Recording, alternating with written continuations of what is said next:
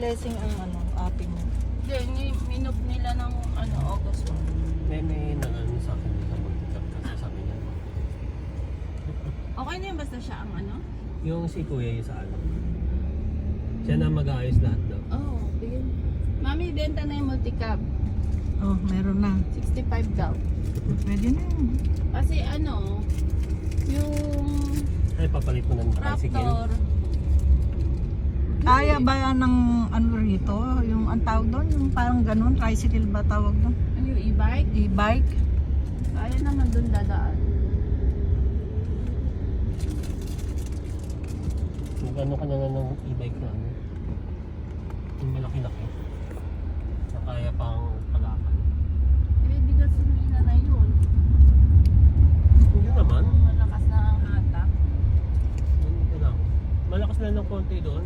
Nakakaahon naman yung Yun. Baka Kasi hindi magkano namin yung ganun ganun? nilinis Magkano yung ganun? Baka 100 plus. Eh baka Balik na lang sila. baka mahina rin sa yun. Kasi ang problema nila dyan, yung mga, kunyari, di ba yung basura, tinanggal ko na sa mga garahe. Tapos dyan na sa lupa, dadalhin. Wala silang transportation. Bit-bit lang nila yung mga basura. Eh, syempre nakakaawa din. Eh paano yung kung karton? Di rin, tutulak nila yun. Bike lang. Yun na lang. Bike? Ay di lalong mahirap yun. Hindi, kung yun nga bibilhin yung bike na yun. Pag din motor. Kaya ba yun? Yung e-bike Meron din na. Makiat? Oo, e-bike na. Eh, di yun na parang lang. truck. Tapos yung maintenance, syempre, ingatan nila. Tapos, kung ano man ang may sabihin Eh, mo sa na sunod na lang. Parasahan ko muna sila. may charge. Eh kasi nga, wala silang ingat eh. Yun nga, kasi binigyan ko sila ng e-bike, hindi nila na inayos. Pinapabayaan. Dapat yung may in-charge ng gagamit niya. Kunyari, sa umaga, isa sa gabi. Hindi naman laging gagamitin, di ba? Sa basura lang. Basura. O, di, Umaga gabi. hindi naman agad-agad maano yun. At least meron na sila.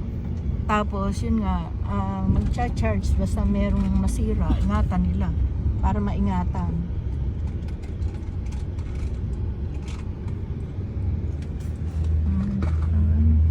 Project. Laki ng pipe mo. Tagal na nito, no? Ilang taon na ba yan? Nakadalawang Sure taon. pa daw yan. Nakadalawang taon na yan. Nawasa yan eh, no?